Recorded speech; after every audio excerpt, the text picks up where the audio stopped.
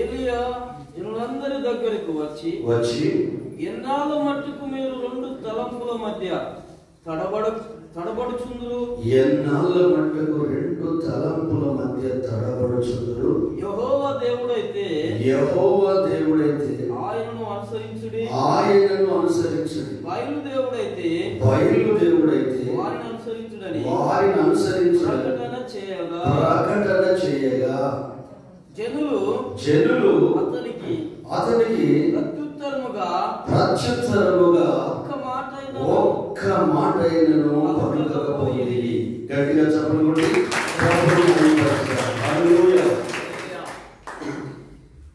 Israel ప్రజలు ఐగుప్తులో ఉన్నప్పుడు వీళ్ళ పితరులు ఇక్కడ ఉన్నారే, కర్నూలు కోట దగ్గర ఉన్న ఇజ్రాయేల్ యోధులు, వీళ్ళ పితరులు 430 సంవత్సరాలు ఐగుప్తులో బానిస బ్రతుకుతున్నారు. అంటే వాళ్ళకు ప్రాణమున్నా, జ్ఞానమున్నా, వాళ్ళకు సమస్తం ఉన్నా వారి మీద వారికి అధికారం లేదు. వారికి నచ్చినట్టు వాళ్ళు జీవించడానికి వీలు లేదు. ఎందుకంటే వారు పరాయి దేశంలో బానిసలుగా ఉన్నారు. ఐగుప్తు దేశ పౌరులు వాళ్ళు కాదు. ట్రంప్ వచ్చినప్పుడు మొత్తము అమెరికాలో ఉన్న భారతీయులను, మిగతా దేశస్తులందరినీ పంపించేశారు. ఎందుకంటే మీరు ఇక్కడి రాజ్య పౌరులు కాదు. హల్లెలూయా. అలాగే ఐగుప్తు దేశంలో ఉన్న దేవుని ప్రజలు 430 సంవత్సరాలు వెట్టి పని చేయాల్సి వచ్చింది. అబ్రహామును దేవుడు పిలిచాడు. పిలిచిన దేవుడు అతని విశ్వాసులకు తండ్రిగా ఏర్పాటు చేసుకున్నాడు. ఎక్కడికి వెళ్ళాలో, ఏ ప్రాంతానికి వెళ్ళాలో, ఏ ప్రదేశానికి వెళ్ళాలో తెలియకపోయినా విశ్వాసంతో బయలుదేరాడు. దేవుని మాటను నమ్మి బయలుదేరాడు. అందుకే అబ్రహాము గురించి బైబిల్ ఏమని చెప్తుందంటే, అతడు దేవుని మాటను నమ్మెను కనుక అది అతనికి నీతిగా ఎంచబడింది. నీతిమంతుడు విశ్వాస మూలంగా బ్రతుకును. వీళ్ళు కష్టంలో ఉన్నప్పుడు, వ్యక్తి బ్రతుకులో ఉన్నప్పుడు, బానిస బ్రతుకులో ఉన్నప్పుడు వీళ్ళ ప్రాణాలు విసిగిపోయాయట. అంటే ఇక వాళ్ళకేం తోచట్లేదు, వాళ్ళకేం అర్థం కావట్లేదు. మా జీవితం ఇంతేనా, మా బ్రతికింతేనా, మేము బయటపడే అవకాశం లేదా, మా సొంత ప్రాంతానికి వెళ్ళడానికి అవకాశం లేదా, మా సొంత ఊర్లకు వెళ్ళే అవకాశం లేదా. లాక్డౌన్ పీరియడ్లో మరి సోదరులు సొంత ప్రాంతాలకు వెళ్ళడానికి ఫ్లైట్లలో ప్రజల్ని, వేరే దేశంలో ఉన్న వాళ్ళని ఫ్లైట్లు అరేంజ్ చేసి పంపించాడు, బస్సులు అరేంజ్ చేసి పంపించాడు, కోట్ల రూపాయలు ఖర్చు పెట్టుకున్నాడు. వాళ్ళు ప్రయాణంలో చిక్కుపడితే ఆ క్లిష్ట పరిస్థితిలో ప్రయాణ సాధనాలు ఏర్పాటు చేసి వాళ్ళ సొంత గ్రామానికి, వాళ్ళ సొంత ప్రాంతానికి వెళ్ళినప్పుడు వాళ్ళు ఎంత ఆనందించుంటారు, ఎంత సంతోషించుంటారు అలాంటి టైంలో. అలాగే వీరి కొరకు దేవుడు వాగ్దానం చేశాడు అబ్రహాముతో.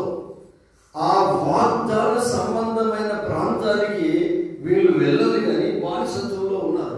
ఈ బానిసత్వంలో ఉన్న వీరికి, కష్టాలలో ఉన్న వీరికి మనసు విసిగిపోయి, ప్రాణం విసిగిపోయి చస్తే బాగుండనే వీరికి ఒకే ఒక ఆలోచన వచ్చింది. ఆ ఆలోచనే దేవునికి మొరపెట్టాలి. ఆమేన్. మమ్మల్ని విడిపించగల దేవునికి మేము మొరపెట్టాలి, మమ్మల్ని కాపాడే దేవునికి మేము మొరపెట్టాలి. అలాగూ బైబిల్ చెబుతుంది. 3వ అధ్యాయము, నిర్గమకాండము 3వ అధ్యాయంలోకి రండి. చాలా జాగ్రత్తగా వింటేనే తప్ప దేవుడు మీతో ఏం మాట్లాడుతున్నాడు అన్న సంగతి అర్థం కాదు. ఏకాగ్రతతో దేవుని ఆలోచన వస్తున్నప్పుడు ఆయన వాక్కును, ఆయన ఆలోచనను గౌరవిస్తూ వింటే దేవుని బ్లెస్సింగ్స్ మన మీదకి వస్తాయి. 3వ అధ్యాయము 7వ వచనం నుండి మనం చదువుకుందాం. మరియు యెహోవా ఇట్లనెను, నేను ఐగుప్తులో ఉన్న నా ప్రజల బాధను నిశ్చయముగా చూసితిని. పనులలో వారి తమ్ము కష్టపెట్టు వారిని బట్టి పెట్టిన మొరను వింటిని. వారి దుఃఖములు నాకు తెలిసే ఉన్నవి. కాబట్టి ఐగుప్తుల చేతిలో నుండి వారిని విడిపించుటకు ఆ దేశములో నుండి విశాలమైన మంచి దేశమునకు. ఆమేన్. ఏమంటున్నాడంటే మోషతోని, ప్రజల బాధలు నేను చూశాను, పనులలో తమను కష్టపెట్టినప్పుడు వాళ్ళు పెట్టిన మొరను నేను విన్నాను, వారి దుఃఖము నాకు తెలుసు. ఆమేన్. ఇజ్రాయేల్ ప్రజలకు దేవుని మీద నమ్మకం కుదిరింది. అందుకే కష్టకాలంలో ప్రార్థించారు, ఆపత్కాలంలో ప్రార్థించారు, ఇబ్బందులలో మొరపెట్టారు. ఆ మొర దేవుడి దగ్గరికి వెళ్తే దేవుడు అంట దిగి వచ్చి వాళ్ళని చూశాడట. వాళ్ళ దుఃఖానికి కారణం ఏంటో తెలుసుకున్నాడు, వాళ్ళ బాధకు కారణం ఏంటో తెలుసుకున్నాడు, వాళ్ళు విసిగిపోవడానికి కారణం ఏంటో తెలుసుకొని మోషను ఆ ఐగుప్తు దేశానికి పంపించాడు. హల్లెలూయా. 14వ అధ్యాయము నిర్గమకాండము 31వ వచనం ఒకసారి చూద్దాం. 14:31. యెహోవా ఐగుప్తులకు చేసిన గొప్ప కార్యము ఇశ్రాయేలు చూసి కనుక ఆ ప్రజలు యెహోవాకు భయపడి యెహోవా యందును ఆయన సేవకుడైన మోషే యందును నమ్మకముంచిరి. ఆమేన్. మొదట నమ్మకముతో దేవునికి మొరపెట్టారు. అయా పరాయి దేశంలో ఉన్నాం, మమ్మల్ని కష్టపెడుతున్నారు, మేము దుఃఖాన్ని అనుభవిస్తున్నాం, శాపాన్ని అనుభవిస్తున్నాం, రోగాన్ని అనుభవిస్తున్నాం, మాకు స్వేచ్ఛ లేదు, నెమ్మది లేదు, అనారోగ్యం ఉంది, ఆటంకాలు ఉన్నాయి అని బాధలో ఉన్న వాళ్ళు, కష్టంలో ఉన్న వాళ్ళు, దుఃఖంలో ఉన్న వాళ్ళ మనసు దేవుని వైపు తిరిగింది, రక్షకుడి వైపు తిరిగింది. కాబట్టి మొర పెట్టడం వల్ల ఆ మొర మూలుగులు విని మోషతో మాట్లాడుతున్నాడు. ఐగుప్తులో ఉన్న నా ప్రజల బాధను నేను చూశాను, తమ్మును బాధ పెట్టు వారిని బట్టి నాకు వారు మొర పెట్టారు, వారి దుఃఖానికి కారణం ఏంటో నాకు తెలుసు, నేను వారిని విడిపించాలనుకుంటున్నాను. ఆమేన్.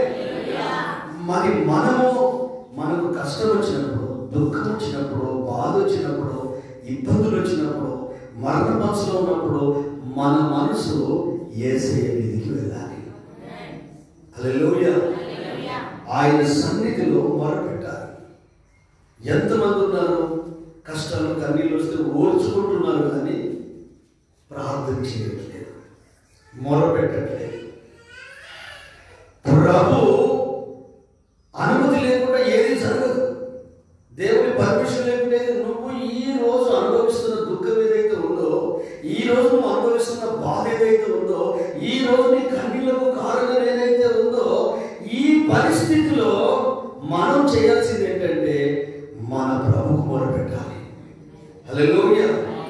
ఏంటయ్యా, నా పిల్లలు కానీ నేను కానీ ఏ పొరపాటు చేయలేదు, మా లోపల ఏ లోపాలు లేవు, మేము సరిగానే ఉన్నాం, దైవికంగానే ఉన్నాం, ఆత్మీయంగానే ఉన్నాం, కానీ కష్టాలు మమ్మల్ని వదిలిపెట్టట్లేదు, కన్నీళ్ళు మమ్మల్ని వదిలిపెట్టట్లేదు, వేదన మా హృదయాన్ని గాయపరుస్తుంది, బాధ మా మనసుకు నెమ్మది లేకుండా చేస్తుంది, ఇబ్బందులు మేము ప్రశాంతంగా నెమ్మదిగా ఉండకుండా చేస్తున్నాయి. ఈ కష్టాలు నీ లోపల ఉన్న విశ్వాసాన్ని పైకెత్తాలి, నీ లోపల దేవునికి నమ్మకాన్ని కుదించాలి, దేవుని మీద ఆధారపడేట్టు చేయాలి. ఆమేన్. వీళ్ళు చేశారు. ఎప్పుడు వచ్చింది వీళ్ళకి జ్ఞానం? 430 సంవత్సరాల తర్వాత వాళ్ళ తాత ముత్తాతలు అందరూ చనిపోతున్నారు. ఈ లాస్ట్ పీరియడ్ లో ఉన్న వాళ్ళకు కనువిప్పు కలిగి దేవునికి ఎందుకు మొరపెట్టదు? ఆయన గురించి కీర్తనగా అంటాడు, ఆపత్కాలములో నమ్ముకొనదగిన సహాయకుడు యేసు. ఆమేన్. మనకు ఆపద వచ్చినప్పుడు, మన కష్టం వచ్చినప్పుడు, మన వాళ్ళందరూ మనం వదిలిపెడతారు. నాన్న వాళ్ళు వదిలిపెడతారు, బంధువులని వాళ్ళు వదిలిపెడతారు, ప్రాణ స్నేహితులు వదిలిపెడతారు, కట్టుకున్న భార్య వదిలిపెడుతుంది, కన్న పిల్లలు వదిలిపెడతారు, కట్టుకున్న భర్త వదిలిపెడతారు, కన్న తల్లిదండ్రులు వదిలిపెడతారు. కానీ నువ్వు ఆపదలో ఉన్నప్పుడు నువ్వు ఆయనకు మొరపెట్టి చూడు, నువ్వు ఆయనకు ప్రార్థించి చూడు. కష్టకాలంలో దిక్కు దోషని పరిస్థితుల్లో బిక్కు బిక్కుమంటున్నప్పుడు ప్రభువా నీ సహాయం కావాలని హార్ట్తో పూర్ణ మనసుతో పూర్ణ హృదయంతో నీవు ప్రార్థించి చూడు, మొరపెట్టి చూడు, నీకు జవాబిస్తాడు. నిన్ను ఆదుకోవడానికి మోషే పంపించినట్టు పరిస్థితులు మార్చడానికి ప్రభువే దిగి వస్తాడు. హల్లెలూయా. మోషే వాళ్ళు నమ్మారు, మోషే ద్వారా జరిగిన కార్యాలు నమ్మారు. అక్కడ నుండి బయలుదేరారు, రాత్రి బయలుదేరారు. హ్యాపీగా అనిపించింది వాళ్ళకి. ఎందుకంటే 430 సంవత్సరాల తర్వాత బానిస శృంఖల, బానిస సంఖ్యలు, ఫరో సంఖ్యలు, పంజరంలో ఉన్న బిడ్డలు బయటికి వెళ్ళిపోతే ఎంత స్వేచ్ఛ వాయువులు పీల్చుకుంటాయో. ఆ బందికాల నుంచి బయటకు వచ్చారు, ఆ జైలు నుండి బయటకు వచ్చారు. వాళ్ళు స్వేచ్ఛ జీవులై సంతోషంగా 12 గంటల రాత్రి బయలుదేరారు. ఇజ్రాయెల్ ప్రజలందరూ పిల్ల జల్ల కుటుంబం, తల్లిదండ్రులు, భార్య భర్తలు, వాళ్ళకున్న గొడ్డు గోద పక్షులు బాతులు అన్నిటిని తీసుకుని వాళ్ళు బయలుదేరారు. వాళ్ళు ప్రయాణమై ముందుకెళ్తున్నారు. ఫస్టే వాళ్ళకు ఒక విశ్వాసాన్ని పరీక్షించి, మోషే నమ్మారు కదా, దేవుని నమ్మారు కదా, బయటకు వస్తున్నారు కదా. వచ్చిన తర్వాత వాళ్ళకి ఎర్ర సముద్రం ఎదురైంది. మన నమ్మకానికి పరీక్ష పెడతాడు దేవుడు, మన యథార్థతకు పరీక్ష పెడతాడు, మన మంచితనానికి పరీక్ష పెడతాడు. అప్పుడు 2 మైండ్స్ రావద్దు, అవిశ్వాసము, విశ్వాసము, అవిశ్వాసము, నమ్మకము, అపనమ్మకము. ఈ ఏలియా వెళ్ళి కర్మేలు పర్వతం దగ్గరికి పిలిచాడే ఈ ఇశ్రాయేలు ప్రజలకు దేవుని మీద నమ్మకం పోతేనే కదండి విగ్రహారాధన చేసేది. దేవుని మీద అవిశ్వాసం వస్తే కదండి వీళ్ళు బయలుదేవతకు పూజించింది. మునుపటి విశ్వాసం, మునుపటి నమ్మకం, మునుపటి అంకిత భావం, మునుపటి సమర్పణ ఇజ్రాయేల్ ప్రజలకు లేదు. అందుకే మీరు 2 తలంపుల మధ్య తడబడుతున్నారు, 2 ఆలోచనలు. ఒకటేమో విశ్వాసపూరితమైన ఆలోచన, ఇంకొకటేమో అవిశ్వాసపూరితమైన ఆలోచన. ఒకటేమో నమ్మకము, ఇంకొకటేమో అపనమ్మకము. ఒకటేమో విశ్వాసము, ఇంకొకటేమో అవిశ్వాసము. అవిశ్వాసం అన్నా అపనమ్మకం అన్న ఒకటే, నమ్మకం అన్నా విశ్వాసం అన్న ఒకటే. ఈ రెండింటి మధ్యలో మీరున్నారు. విశ్వాసమా అవిశ్వాసమా, నమ్మకమా అపనమ్మకమా? వాళ్ళకు సవాల్ చేస్తున్నాడు. వాళ్ళు విగ్రహారాధికులైపోయి దేవుని వదిలిపెట్టి పూజలు పురస్కారాలు చేస్తూ లోకాచారాలలో నిమగ్నమైపోయి లోకమిచ్చే ఆనందాన్ని, లోకమిచ్చే తేనెపట్టును చురుకుంటూ లోకస్తులాగా ప్రవర్తిస్తూ తిరుగుతూ తాగుతూ బరులర్పిస్తూ బయలుదేవతలు పూజిస్తూ జీవం కలిగిన దేవుణ్ణి వదిలిపెట్టడానికి రీజన్ ఏంటో ఎబ్రీ గ్రంథకర్త చెప్తాడు. చూద్దాం ఒకసారి. ఎబ్రీలకు రాసిన పత్రిక 3వ అధ్యాయం 12వ వచనం. సహోదరులారా, జీవము గల దేవునిని విడిచిపోవునట్టి విశ్వాసము లేని దుష్ట హృదయము. విశ్వాసం లేకుంటే ఏం హృదయం ఉంటుందట? చెడ్డ హృదయం. హల్లెలూయా. విశ్వాసం ఉంటే మంచి హృదయం. విశ్వాసము లేని దుష్ట హృదయము మీలో ఎవరి అందైనా ఒకవేళ ఉండునేమో అని జాగ్రత్తగా చూసుకోండి. గట్టిగా చెప్పండి. అంటే భక్తి లేని హృదయం, ప్రేమ లేని హృదయం, భయము లేని హృదయం, విశ్వాసం లేని హృదయం, దైవిక గుణము లేని హృదయం ఒకవేళ మీ అందులోనేమో మీరు చూసుకోండి. ఇజ్రాయేల్ ప్రజలు విశ్వాసాన్ని కోల్పోయారు, భక్తిని కోల్పోయారు. అందుకే ఏలియా వారికి సవాల్ చేశాడు. భక్త్యా బుద్ధ్యా, విశ్వాసమా అవిశ్వాసమా, దేవుడా దయ్యమా, హల్లెలూయా, లోకమా యేసయ్యనా పరలోకమా? వీళ్ళ చరిత్ర మనం చూసే చూస్తే కదా ఇందాక వీళ్ళ చరిత్ర ఒకే ఆలోచన. కష్టం, కన్నీళ్ళు, బాధ, ఇరుకులు, ఇబ్బందులు వచ్చినప్పుడు వాళ్ళు నమ్మకంతో దేవుడికి ప్రార్థన చేస్తే వారి నమ్మకానికి జవాబుగా మోషేను ఇశ్రాయేలు ప్రజల దగ్గరికి పంపించి ఐగుప్తు నుంచి విడిపించి ముందుకు తీసుకొని వెళ్ళినప్పుడు వారికి ఒక పరీక్ష ఇచ్చింది. ఎర్ర సముద్రం. ఎర్ర సముద్రం లాగానే వీళ్ళందరూ అవిశ్వాసం అయిపోయారు. అవిశ్వాసం అంటే మోషేకు విరుద్ధంగా మాట్లాడుతున్నారు, దేవునికి విరుద్ధంగా మాట్లాడుతున్నారు. మేము మా పిల్లల్ని చంపాలని ఇక్కడికి తీసుకొచ్చావా? ఇప్పుడు వెనుక మరో సైన్యము, ముందు ఎర్ర సముద్రము. ఓ మోషే అని రాళ్ళు పట్టుకొని రాళ్ళు రువ్వి దైవజనుడిని చంపుదామన్న ఆలోచన వల్ల కలిగాయట. విశ్వాసం అంటే ఇలాంటి తలంపులు వస్తాయా? దేవుని మీద, వాక్కు మీద, వాగ్దానాల మీద విశ్వాసం అంటే మన ప్రవర్తనలో మూర్ఖత్వం ఉంటుందా? అజ్ఞానం ఉంటుందా? ఎంతసేపు అండి వాళ్ళు బయలుదేరి వచ్చింది? 1 day కావచ్చు. 1 dayలోనే విశ్వాసం మారిపోద్దా? 1 dayలోనే ఒక రోజులోనే నమ్మకం బొమ్మైపోతుందా? దేవుడు నేను నట్టెట్లో చూస్తాడా? రక్షణ ఇచ్చి, అభిషేకం ఇచ్చి, ఆత్మనిచ్చి, సంఘాన్నిచ్చి, సహవాసాన్నిచ్చి, వాక్కునిచ్చి, వాగ్దానాలిచ్చి, బైబుల్ ఇచ్చి, ప్రార్థన జీవితాన్నిచ్చి, భక్తి జీవితాన్నిచ్చి నిన్ను నీ కుటుంబాన్ని నట్టెట్లో చూస్తాడా? ముంచడు. విశ్వాసంతో నడవాలని. అదే గదగత ఏమంటాడు తెలుసా? విశ్వాసమునకు కర్తయు దానిని కొనసాగించే యేసు వైపు చూచు. దిక్కులు చూస్తూ కాదు. ఎప్పుడు దిక్కులు చూస్తాం? తప్పు చేసినప్పుడు దిక్కులు చూస్తాం, తప్పు చేయబోయేప్పుడు దిక్కులు చూస్తాం. మోషే ఒక యవనస్తుని పంచించి చంపాడు. అక్కడ బైబిల్ ఉన్నది, అటు ఇటు చూచి ఇసుకలో పాత పెట్టాడట. హల్లెలూయా. చూడమా మాట ఒకసారి ఒక 2వ అధ్యాయం నిర్గమకాండం 2వ అధ్యాయం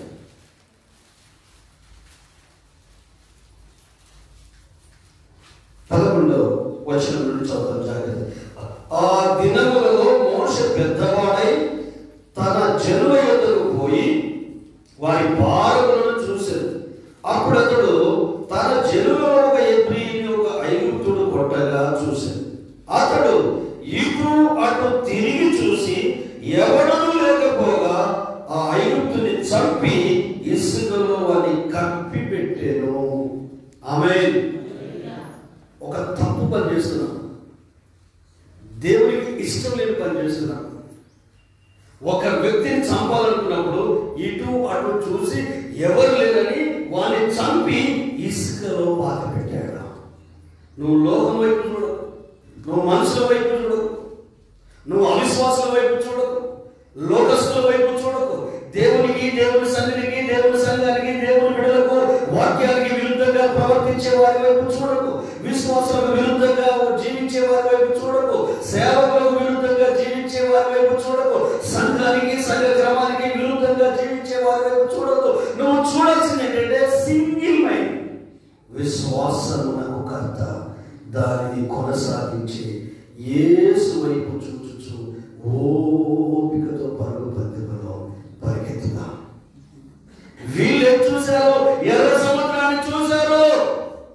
వీళ్ళు ఎటు చూశారు? వెనుక ఉన్న ఫరో సైన్యాన్ని చూశారు. వీరు ఇవి 2 వైపులా చూసేసరికి వాళ్ళ ప్రాణాల మీదకి ప్రమాదం ముంచుకొచ్చింది. అయిపోయింది. వాళ్ళ చేతులు తప్పించుకొని వెళ్తున్నదే వాళ్ళకు దొరికే మనకు మునుపటి కంటే ఎక్కువ కష్టపెడతాడు రాజు. ఇటు ముందుకు వెళ్దామా? అది సముద్రం చెరువుగా వెళ్ళుకుంటూ వెళ్ళడానికి పసిపిల్లలు ఉన్నారు, పిల్లలు ఉన్నారు. కాలువారు 6 లక్షల మంది కాలువారు. నీవు దేవుని వైపు కాకుండా, దేవుని ఆలోచన వైపు కాకుండా, దేవుని చిత్తం వైపు కాకుండా నీవు అటు ఇటు చూస్తే నీకు అవిశ్వాసం వస్తుంది, నీకు అపనమ్మకం వస్తుంది. భక్తి ఎందుకు దిగజారిపోయింది? పరిశుద్ధత ఎందుకు పక్కదలో పట్టింది? అపనమ్మకం ఎందుకు మన గుండెను, మన ఆలోచనలు ఏలుతుంది? మూర్ఖత్వం ఎందుకు మన హృదయం నిండా నిండి ఉంది? మొండితనంతో మనం ఎందుకు బ్రతుకుతున్నాం? భక్తి భయం లేకుండా మన జీవితాన్ని భయమేమి లేదని నెమ్మదిగా ఎందుకు వెళ్తున్నామంటే నీవు అటు ఇటు చూడడం వల్ల నీ విశ్వాసం అన్నట్టు ఫరో రాజు ఇబ్బంది పెడుతున్నాడు, కష్టపెడుతున్నాడు తాత ముత్తాతల కాలం నుండి. కానీ ఆ 4 తరాలు 100 సంవత్సరాలు ఒక తరం, ఆ 4 తరాల ప్రజలు దేవుని వైపు చూడలేదు. మా బ్రతికిందే, మా జీవితం ఇంతే, ఈ కష్టాలు తప్పవు, ఈ పోరు తప్పదు, ఈ బాధ తప్పదు, ఈ కన్నీళ్ళు తప్పవు, ఈ పిల్లలకు ఇబ్బందులు తప్పవు, ఇక మన బ్రతికిందే, మన జీవితం ఇంతే అనుకున్నారు. కానీ 5వ తరం స్టార్ట్ అయింది. 430 సంవత్సరాలు అంటే 4 తరాలు ఖతమైపోయింది. 30 ఏళ్ళు ఉన్నారు వాళ్ళు, 5వ తరం వాళ్ళు. 5వ తరంలో ఉన్న ప్రజలు కనిపించింది, బ్యాక్ చూశారు. ఈ కష్టకాలం నుండి 400 సంవత్సరాలు ఎవరు కాపాడలేకపోయారు. కాపాడగలిగే దేవునికి మనం పెడతాము. కష్టాలు కన్నీళ్ళు చూసుకొని చాలా సార్లు హోటల్కి వెళ్ళి అప్పులు తీర్చలేక వరంగల్లో ఒక హౌస్లలో బంగారం గోల్డ్ స్మిత్ వాళ్ళు ఏం చేశారు, 3 పిల్లల విషయం నుంచి, భార్య విషయం నుంచి, తాత విషయం తీసుకొని చచ్చిపోయారు. మీకు తెలుసు ఆ మధ్య కాలం. ఎందుకు? భయం అనిపించింది. అప్పులు వస్తున్న పరిస్థితి ఏంటి, కట్టే స్తోమత నాకు లేదు. హల్లెలూయా. ఒకసారి ఆలోచించారు, కట్టే స్తోమత లేనప్పుడు నీ పిల్లల కొరకు, నీ భార్య కొరకు ఐపీ పెడితే అయిపోతుంది. ఇక మళ్ళా తీసుకున్నప్పుడు ఇవ్వడానికి అవకాశం ఉండదు. ఎందుకంటే బిడ్డ మీదకి వచ్చింది, ప్రాణం మీదకి వచ్చింది కాబట్టి నో ప్రాబ్లం. హల్లెలూయా. మాఫీ అయిపోతుంది. అప్ప ప్రాణ ముక్కు పచ్చలాగా 3 పిల్లలు అంటే ఎటువైపు చూడాలో తెలియలేదు, అర్థం కాలేదు. వీళ్ళు సముద్రం వైపు చూశారు, ఇటు ఫరో సైన్యం వైపు చూశారు. వాళ్ళకు గతం గుర్తొచ్చింది, వాళ్ళ అమ్మనాన్నకు పడ్డ కష్టం గుర్తొచ్చింది, తాతలు హింసకు పోయిన సందర్భం గుర్తొచ్చింది, వాళ్ళు మాట్లాడిన మాటలు గుర్తొచ్చాయి. ఈ బ్రతుకొద్దు, ఈ జీవితం వద్దు అనే ఆలోచన వచ్చేసి అనవసరంగా వీరెవరో 2 వచ్చారు మా ప్రాంతానికి, ఐగుప్తుకు. దేవుడు మమ్మల్ని పంపాడు, మిమ్మల్ని విడిపిస్తాడు, మీకు మంచి లేకూడదని చెప్తే ఈ మోస మాటలు నమ్మి, ఆరోగ్య మాటలు నమ్మి మనం బయలుదేరాము. వీడే లేకపోతే వీడే చంపేస్తే గొర్రె పిల్ల రక్తం చేత విమోచించబడ్డ వ్యక్తుల నుండి వచ్చే ఆలోచనలు ఇవి. క్రీస్తు రక్తం చేత కడగబడే పరిశుద్ధులైన యాదవ సమూహం నుండి వచ్చే మాటలు ఇవి. పస్కా బలి పశువు పాసోవర్ ఆ సంహారంతో దాటిపోయింది, మరణం తప్పించబడింది, శాపం తొలగిపోయింది, రోగం నుంచి బయటపడ్డాము, ఆర్థికంగా దీవించబడ్డాము, అప్పుల నుండి బయటకు వచ్చాము. మన పిల్లలు బ్రతుకుతున్నారు, మన కుటుంబంగా బ్రతుకుతుంది, నెమ్మదిగా నిలబడుతున్నాం, తిన్నది మనకు ఒంటికి పడుతుంది, ప్రశాంతంగా జీవిస్తున్నాం. అది యేసు వలన, యేసు దయ వలన, దేవుని దాసుల ద్వారా, దేవుని సంఘం ద్వారా, దేవుని బిడ్డల ద్వారా, మనం చేసే ప్రార్థన ద్వారా ఇన్ని మేలులు కలిగి, ఇన్ని అద్భుతాలు మన జీవితంలో పొందుకొని సెకండ్ థాట్ వస్తుందా మనకు? రెండవ ఆలోచన వస్తుందా? అవిశ్వాసం రావాల్సింది. ఆమేన్. విగ్రహాలు పూజించాల్సిన అవసరం ఉందండి. ఇజ్రాయేల్ ప్రజలు బయలుదేరుతున్న ఆరాధించాల్సిన అవసరమే ఉందండి. రాజు వైపు చూశారు, రాణి వైపు చూశారు. ఆ లోకంలో అందరూ విగ్రహాలు అయిపోతున్నారే, వాళ్ళ వైపు చూశారు. వీళ్లకు విశ్వాసం అనేది తగ్గిపోయింది. మనలో చాలా మందిని యేసు వైపు, వాక్యం వైపు చూడకుండా మనుషుల వైపు చూస్తాం.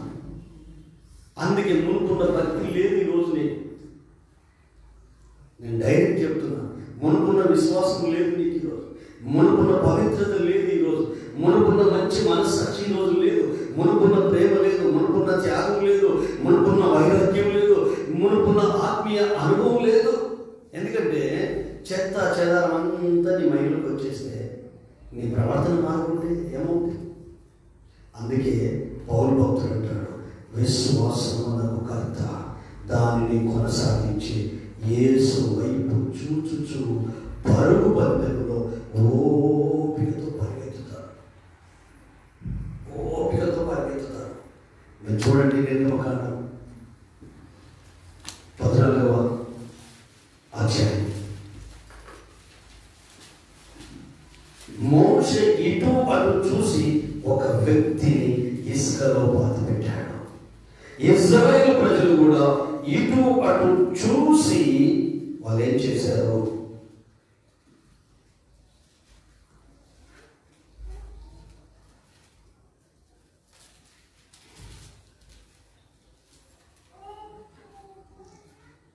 వచ్చాయి. కొన్ని వచనాలు మనం చదువుకున్నాం.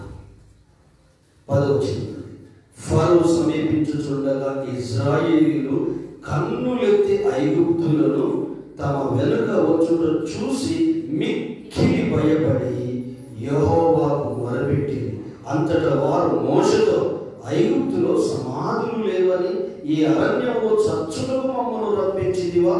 మమ్మను ఐగుప్తులో నుండి బయటికి రప్పించి మమ్మల్ని ఇట్లు చేయలేలా? మా జోలికి రావద్దు, ఐగుప్తులకు దాసులు అవుతుమని ఐగుప్తులో మేము నీతో చెప్పిన మాట ఇదే కదా. మేము ఈ అరణ్యమందు చచ్చుట కంటే ఐగుప్తులకు దాసుల మగుటయే మేలని చెప్పి. ఎన్ని మాటలు మాట్లాడుతున్నారండి! హల్లెలూయా! ఎన్ని మాటలు మాట్లాడుతున్నారు ఒకసారి ఆలోచించండి. ఐగుప్తులో మాకు సమాధులు లేవని మమ్మల్ని తీసుకొచ్చావా? ఇంక ఏమనంటే, మా జోలికి రావద్దు, మేము అరణ్యంలో చచ్చుట కంటే ఐగుప్తులో ఆ రాజుకు దాసులం అంటే మాకు మేలు. హల్లెలూయా! గట్టిగా చప్పట్లు కొట్టండి.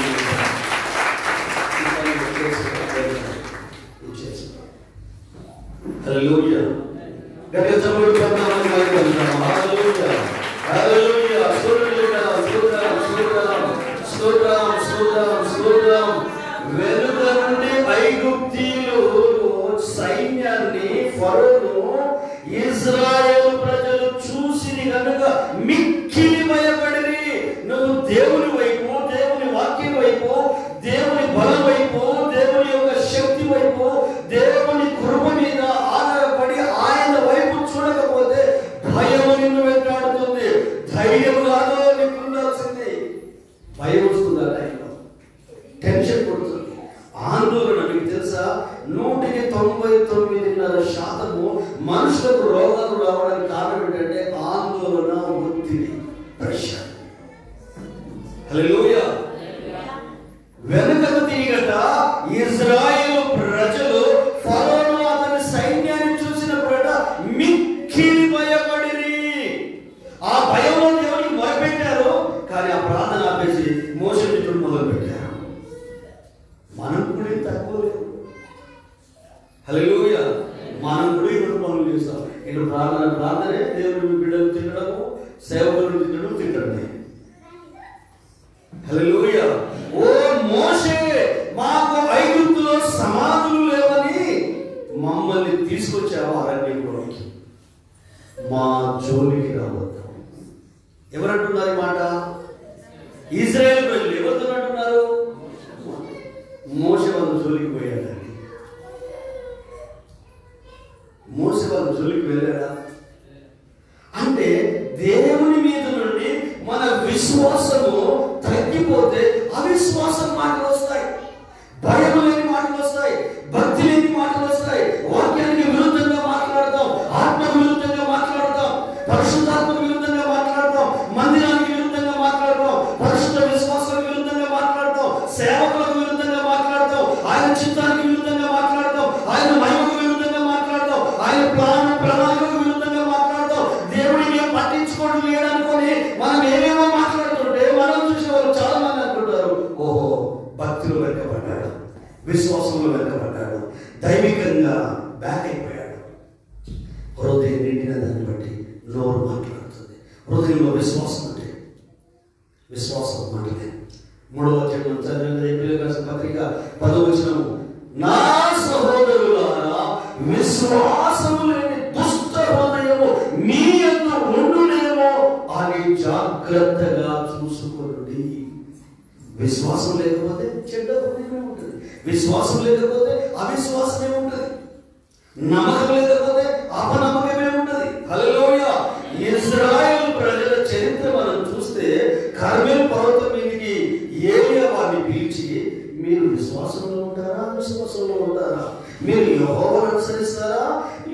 విగ్రహాలను పూజిస్తారా? ఎందుకు బైబిల్ దేవుడిని పూజిస్తున్నారు? దేవుడు కాని దానికి వీళ్ళు ఎందుకు ఇస్తున్నారు?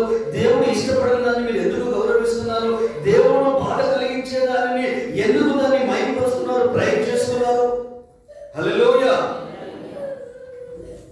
దేవుడికి మహిమ కలుగును గాక. కాబట్టి ఈ రోజు మనతో పరిశుద్ధాత్మ దేవుడు మాట్లాడుతున్నాడు. అక్కడ కర్మేలు పర్వతం, ఇక్కడ ఆయన సన్నిధి, ఆయన మందిరంలోకి పిలిపించుకొని నువ్వు విశ్వాసంలో కొనసాగుతున్నావా, అవిశ్వాసంతో ఆగిపోయావా? భక్తిలో ఎదుగుతున్నావా, భక్తిలో దిగజారిపోయావా? ప్రభు వాక్కులు నమ్మి నీతిమంతుడుగా మార్చబడి విశ్వాసంతో ముందుకు కొనసాగుతున్నావా?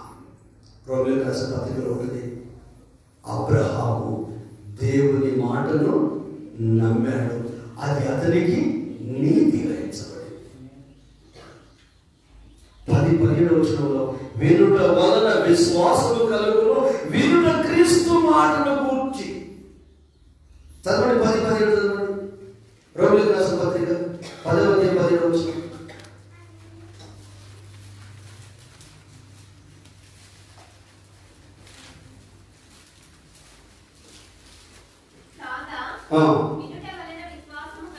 వినుట వలన విశ్వాసము కలుగును, వినుట క్రీస్తును గూర్చిన మాట వలన కలుగును. సరిపోతుంది. హల్లెలూయా, దేవునికి మహిమ కలుగును గాక. వినుట వలన విశ్వాసము కలుగును, వినుట దేవుని గూర్చిన మాట వలన, యేసుక్రీస్తును గూర్చిన మాట. అదే రోమీయులకు రాసిన పత్రిక 4వ అధ్యాయము 18వ వచనం నుండి, నీ సంతానం ఇలా ఉండునని చెప్పిన దాన్ని బట్టి తన అనేక జనములకు తండ్రి అగునట్లు నిరీక్షణకు ఆధారము లేనప్పుడు అతడు నిరీక్షణ కలిగి నమ్మెను. అతడు విశ్వాసమందు బలహీనుడు కాక రమారమి 100 ఏళ్ల వయసు గలవాడై ఉండి అప్పటికి తన శరీరం మృతతుల్యమైనట్టు, శారా గర్భం మృతతుల్యమైనట్టు ఆలోచించను గాని అవిశ్వాసము వలన దేవుని వాగ్దానములను గూర్చి సందేహించక. అవిశ్వాసం అంటే అనుమానం మొదలైంది. అవును, నన్ను బాగు చేస్తాడా దేవుడు? నాకు ఆరోగ్యాన్ని ఇస్తాడా? నేను ప్రాణాల నుంచి బయటపడతానా? నాకు మంచి జరుగుతుందా? ఈ రోగం నుంచి నేను బయటపడతానా? నా పిల్లలు బాగుపడతారా? నా కుటుంబం బాగుపడుతుందా? హల్లెలూయా. విశ్వాసం ఏం చేస్తుందంటే నిన్ను ముందడుగు వేసేటట్టు చేస్తుంది. అవిశ్వాసం ఏం చేస్తుందంటే నిన్ను వెనుకడుగు వేసేటట్టు చేస్తుంది.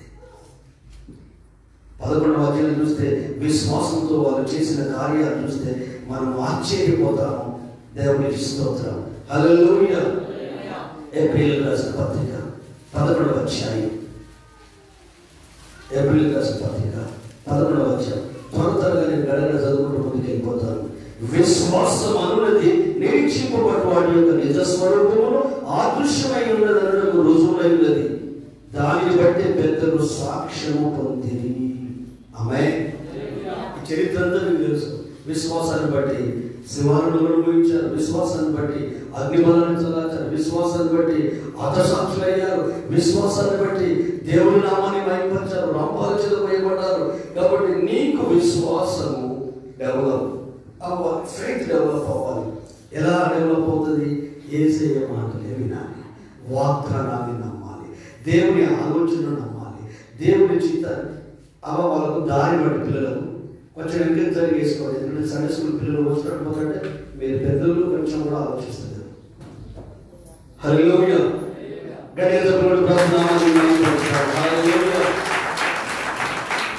మనకు ఇటు అటు చూస్తే అవిశ్వాసం వస్తుంది. రక్షించబడిన ప్రతి వ్యక్తి తన సొంత రక్షణ కాపాడుకుంటూ రక్షణకర్త అయిన యేసు వైపు చూడాలి. హల్లెలూయా. కీర్తనకారుడు అంటాడు, నా జ్ఞాపకం సరి అయితే 16వ కీర్తన ఒక్కసారి చూద్దాం.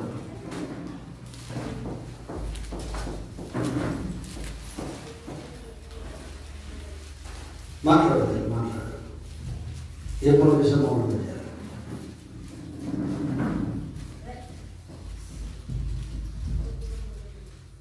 హల్లెలూయా. 16వ కీర్తన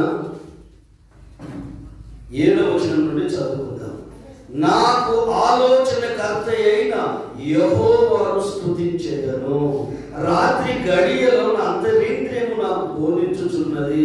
సదాకాలము యెహోవా యందు నా గురి నిలుపుచున్నాను. ఆయన నా కుడి పార్శ్వమందు ఉన్నాడు కనుక నేను కదల్చబడను. అందువలన నా హృదయం సంతోషించుచున్నది, నా ఆత్మ హర్షించుచున్నది, నా శరీరము కూడా సురక్షితముగా నివసించుచున్నది. గట్టిగా చెప్పబడి నా ప్రాణము, నా శరీరము, నా ఆత్మ అంటే 3 రకాల బ్లెస్సింగ్స్. ఎందుకంటే నాకు దేవుడే ఆలోచనకర్త. మిడ్ నైట్ చాలా ఆలోచనలు వస్తాయి చాలా మందికి. ఆ టైంలో దేవుడు నాకు టీచింగ్ చేస్తాడు, నాతో మాట్లాడతాడు, నన్ను బలపరుస్తాడు. ఎందుకంటే నాకు దేవుని మీద అచంచలమైన నమ్మకం ఉంది, విశ్వాసం ఉంది. ఆయన శక్తి మీద, ఆయన వాక్కు మీద, ఆయన ప్రయోజనాల మీద, ఆయన కార్యాల మీద, ఆయన చేసిన సృష్టి మీద, ఆయన గొప్పతనం మీద నాకు నమ్మకం ఉంది. అందుకే కీర్తనకారుడు అంటున్నాడు, నాకు ఆలోచనకర్త భార్య కాదు, నాకు ఆలోచనకర్త భర్త కాదు, నాకు ఆలోచనకర్త నాకు ఎదురుగా వచ్చే పరిస్థితులకు లొంగిపోయి సిచ్యువేషన్ డిమాండ్ చేస్తుంటే దానికి లోబడి నిర్ణయాలు చేంజ్ చేసుకోను. నా దేవుడు పరిశుద్ధుడు కనుక నన్ను సరైన మార్గంలోనే ఆయన నన్ను నడిపిస్తాడు, సరైన విధాన్ని నాకు బోధిస్తాడు. అది దేవుని ఆలోచన అయితే అందరూ ఆమోదిస్తారండి. దేవుని ఆలోచన అయితే అందరూ అంగీకారాన్ని తెలుపుతారండి. మరి అంగీకారం తెలుపట్లేదంటే అది దేవుని తాను కాదు. ఎందుకు? దేవుని ఆలోచన అయినప్పుడు ఆ దేవుడు నీ లోపల ఉంటాడు, నా లోపల ఉంటాడు. అప్పుడు ప్రభాడు, అది నా ఆలోచన, అంగీకరించు, అది నా తలంపే, అంగీకరించు. ఆలోచనకర్త అయిన దేవుని నేను స్తుతిస్తాను, ఆరాధిస్తాను. విశ్వాసం ఉంటేనే పాట పాడతాం, విశ్వాసం ఉంటేనే చప్పట్లు కొడతాం, విశ్వాసం ఉంటేనే స్తుతి చేస్తాం, విశ్వాసం ఉంటేనే వర్షిప్ చేస్తాం, విశ్వాసం ఉంటేనే కృతజ్ఞతాస్తుతులు చెల్లిస్తాం. బెల్లం కొట్టి రాయలాగా మౌనంగా ఉండకూడదు. మన బాడీ కూడా మౌనంగా ఉలుకు పలుకు లేకుండా కదలకుండా, రోగం వచ్చినోడు, జబ్బు వచ్చినోడు, పక్షవాతం జబ్బు వచ్చినోడు, మంచాల పడ్డోడు ఉన్నట్టుగా ఉండకూడదు. జీవము గల దేవుని దర్శించాలని నా ఆత్మ, నా శరీరము ఆనందముతో గంతులు వేస్తుంది. ఇది విశ్వాసంతో నింపబడిన వ్యక్తి నోటి వచ్చే మాట. నువ్వు విశ్వాసంలో ఉన్నావా, అవిశ్వాసంలో ఉన్నావా? నీవు దేవుని నమ్మి నమ్మకంతో ముందుకెళ్తున్నావా? ఈ లోకం వైపు, మనుషుల వైపు చూసి అపనమ్మకంలోకి వచ్చేసి నీ ఆధ్యాత్మిక జీవితాన్ని నీ అంతా నీవే చేతులా వదులుకుంటున్నావా? ఆమేన్. ఒక్క మాట ప్రత్యుత్తరం ఇవ్వలేదట. యెహోవా దేవుడైతే యెహోవాను అనుసరించండి, బయలు దేవుడైతే వారిని అనుసరించండి. ఎంతకాలం 2 తలంపుల మధ్య మీ జీవితాన్ని జీవిస్తారు? ఎంతకాలం అవిశ్వాసంలో ఉంటారు? కొంతకాలం విశ్వాసంలో ఉంటారు, కొంతకాలం లోకం అంటారు, కొంతకాలం పరలోకం అంటారు, కొంతకాలం దేవుని సన్నిధి అంటారు, కొంతకాలం లోకంలో ఎంజాయ్ చేయడం అంటారు, కొంతకాలం భక్తి అంటారు, కొంతకాలం భక్తిని వదిలిపెడతారు. ఇది కాదు. మరణం నీకు ఎదురుగా వచ్చి నీ కళ్ళలో కళ్ళు పెట్టి నేను తీసుకుపోతానన్నా కూడా భక్తిని వదిలిపెట్టలేదు విశ్వాస వీరుడైన దానియేలు. ప్రాణం పోయిన ప్రార్థన మానలేదు, ప్రార్థనను వదిలిపెట్టలేదు. అంత అధికారంలో, హోదాలో ఉన్న రోజుకు 3 సార్లు దేవుని సన్నిధికి వెళ్ళి ప్రార్థించాడు. కానీ ప్రాణం తీసేస్తానని తెలిసినా కూడా ప్రభుని స్తుతించడం, ఆరాధించడం మానలేదు. పెద్ద అధికారి కదా, అపనమ్మకంతో కూడా జీవించలే. 6వ అధ్యాయంలోకి దానియేలు అన్నాడు. ఆయన గురించి బైబిల్ ఏమో చెబుతుంది. 6వ అధ్యాయంలోకి రండి. మొదటి నుండి చదువుతాను, జాగ్రత్తగా వినండి. తన రాజ్యమంతటి పైన అధిపతులుగా ఉండుటకై 120 మంది అధిపతులు నియమించడం దర్యావేసినప్పుడు ఇష్టమైన వారి పైన 3 ప్రధానులుగా నియమించాడు. ఆ 3లో దానియేలు ముఖ్యుడు. రాజులకు నష్టము కలగకుండానట్లు ఆ అధిపతులు తప్పకుండా వీరికి లెక్క ఒప్పజెప్పవాలని ఆజ్ఞయించెను. ఈ దానియేలు అతి శ్రేష్టమైన బుద్ధి గలవాడై ప్రధానులలోనూ అధిపతులలోనూ ప్రఖ్యాతి నొంది ఉండను గనుక రాజ్యము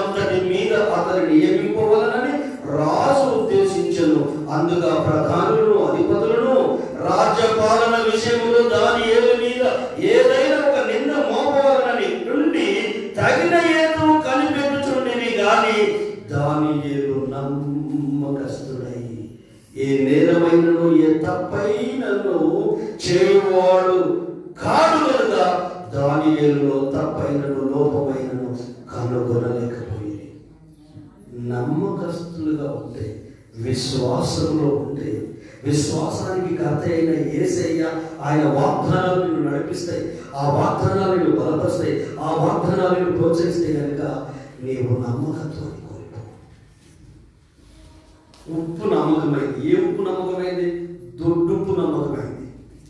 హల్లెలూయా. ఎందుకు? దాని స్వచ్ఛతను అది కోల్పోదు. ఈ సనుపులో ఏదో పిండి కలుస్తుంది, అది ఒరిజినల్ ఉప్పు కాదు, కల్తీ అది. మరి ఈ రోజుల్లో ఎంతమంది దొడ్డుప్పును వాడుతున్నారు? మంచిది మనకు నచ్చదు కదా. హల్లెలూయా. ఇదే కాదు, దేని విషయంలోనైనా ఇక్కడ చూస్తే దానియేలు అంత ఉన్నతమైన స్థాయికి 120 మంది ముఖ్యమంత్రులకు 3 ప్రధానమంత్రులు, ఆ 3లో దానియేలు చాలా శ్రేష్టమైన వాడు. ఆ తర్వాత వీళ్ళందరికీ పైగా రాజు తర్వాత చక్రవర్తి తర్వాత చక్రవర్తి అంతటిగా దర్యావేస్తూ దానియేలు ఇష్టమై ఇంకొకడు పైకి హెచ్చించాడట.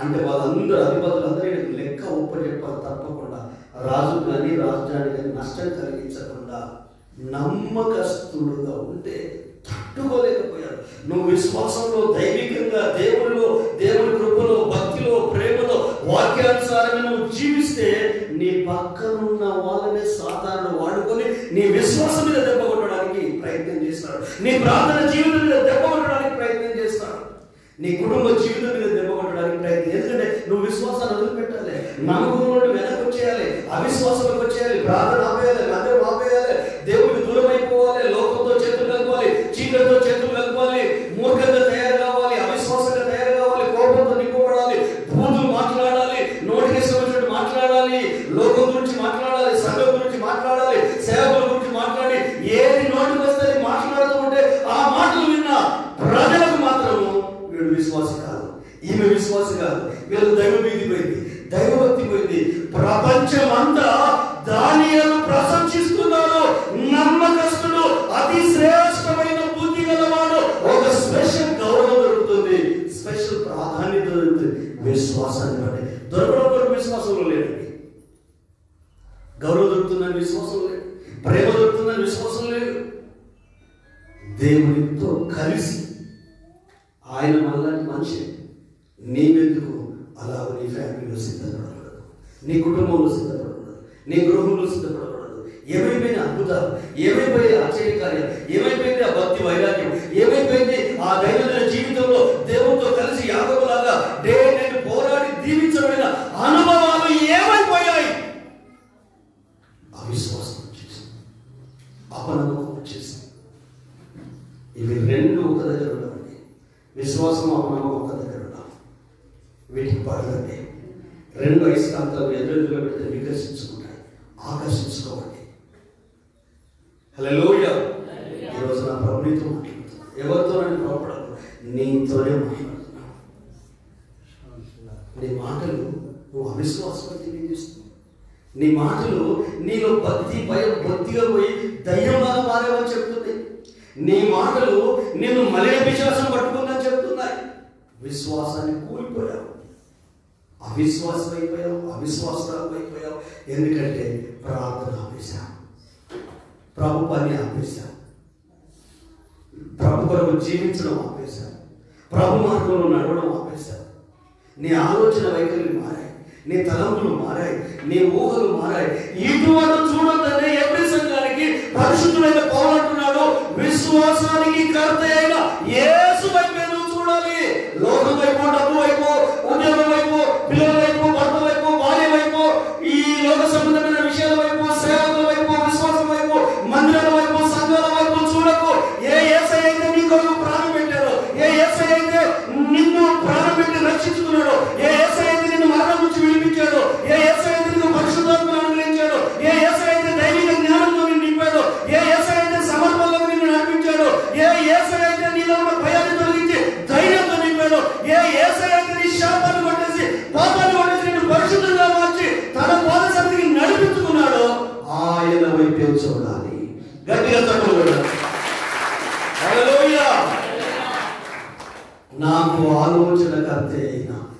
యెహోవాను నేను స్తుతిస్తున్నాను. నిన్ను ఎవరు గైడ్ చేస్తున్నారు? ఎవరి యొద్ద నుండి నువ్వు గైడెన్స్ తీసుకుంటున్నావు? పరలోకపు తండ్రి యొద్ద నుండి తీసుకున్నావు. ది బెస్ట్ ఆలోచిస్తాను. మనుషులను తీసుకోవాలి, అది సగం మాత్రమే వర్క్ చేస్తుంది. కానీ దేవుని యొద్ద నుండి తీసుకో, దైవికంగా తీసుకో. ఈరోజు మన మనుషుల కంటే విశ్వాసమా అవిశ్వాసమా రెండో ఆలోచన, రెండో అభిప్రాయం. హల్లెలూయా. ఒక్కసారి నీ లైఫ్ని బేరీజ్ చేసుకో, కంపేర్ చేసుకో, ఆలోచించు. నా గురి సదాకాలము యెహోవా యందు నిలుపుచున్నాను. ఆయన నా కుడి పార్శ్వమందున్నాడు కనుక నేను కదల్చబడను. ఆమేన్. నా శరీరం, నా ప్రాణం, నా ఆత్మ. మరోసారి ఆ మాటలు చదువుదామా? ఈ కీర్తనలో ఉన్న భాగాన్ని చూసి నేను ఫస్ట్ రాసిన పాట హర్షించదు. హల్లెలూయా. ఆ పాట పాడుకొని ప్రభువుని స్తుతిస్తాం. 8వ వచనం, 6వ వచనం, 5వ వచనం కూడా చదువుదాం. No problem. యెహోవా నా స్వాస్థ్య భాగము, నా బాహ్య భాగము, నీవే నా భాగమును కాపాడుచున్నావు. మనోహరమైన స్థలములలో నాకు పాలు ప్రాప్తించను, శ్రేష్టమైన స్వాస్థ్యము నాకు కలిగను. నాకు ఆలోచనకర్త యెహోవాను స్తుతించెదను. రాత్రి గడియలో నా అంతరింద్రియము నాకు బోధించుచున్నది. సదాకాలము యెహోవా యందు నా గురి నిలుపుచున్నాను. ఆయన నా కుడి పార్శ్వమందున్నాడు కనుక నేను కదల్చబడను. అందువలన నా హృదయము సంతోషించుచున్నది, నా ఆత్మ హర్షించుచున్నది, నా శరీరం కూడా సురక్షితంగా నివసించుచున్నది.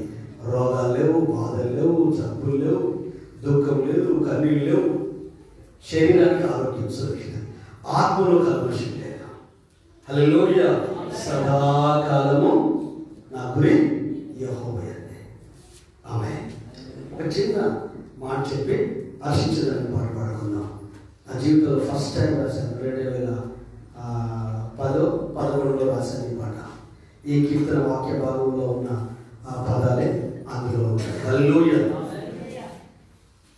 ఒక అమ్మాయి తీసుకుని, ఒక పాప తీసుకుని ఒక తండ్రి మందిరానికి వచ్చాడు. అమ్మాయి వయసు ఇంచుమించు 13 నుంచి 14 సంవత్సరాల వయసు ఉంటుంది. మందిరానికి వచ్చిన పాప ఆరాధనలో అంతా పాల్గొంది. ఇంటికి వెళ్ళినప్పుడు వాళ్ళ డాడీతో చెప్తుందట, డాడీ నెక్స్ట్ సండే నుండి నేను మందిరానికి రా డాడీ. వాళ్ళ నాన్న అమ్మకైపోయాడు. వాటిపేట ఏమైందని, ఎందుకు రానంటున్నాను? లేదు డాడీ నేను రానంతే. సరే రాను అంటున్నావు, బాగుంది, రీజన్ చెప్పి బంద్ కదా, కారణం చెప్పి బంద్ కదా. సరే డాడీ కారణం ఖచ్చితంగా చెప్తానండి. ఏం లేదు డాడీ, మందిరంలో ఉన్న వాళ్ళు ఎవరు వాక్యం వింటున్నారు డాడీ? పిల్లతలేమో మన కొడుకుతో పాపతో ఆడుకుంటుంది. ఇంట్లో వచ్చు కదా డాడీ, వాళ్ళ పాపే వాళ్ళ కూతురే కదా. ఇక్కడ ఏదో ఇది ఆడ వస్తువుల స్థలం అనుకొని ఇక్కడ వేసే మాట్లాడుతుంటే పాస్టర్ చెప్తుంటే వినట్లేదు డాడీ. సరే యవనస్తులు ఉన్నారే, వాళ్ళు సెల్ ఫోన్ స్టార్టింగ్ చేస్తుంటాడు.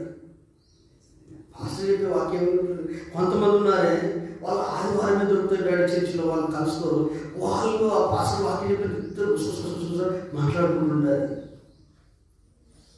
అసలు ఎవరు కరెక్ట్ ఉన్నారు డాడీ? ఎందుకు రావాలి చెప్పు? ఇలాంటి వాళ్ళు ఇంటి దగ్గర ఉంటే బాగుంటుంది కదా డాడీ. ఏసే నామానికి అవమానమే కదా.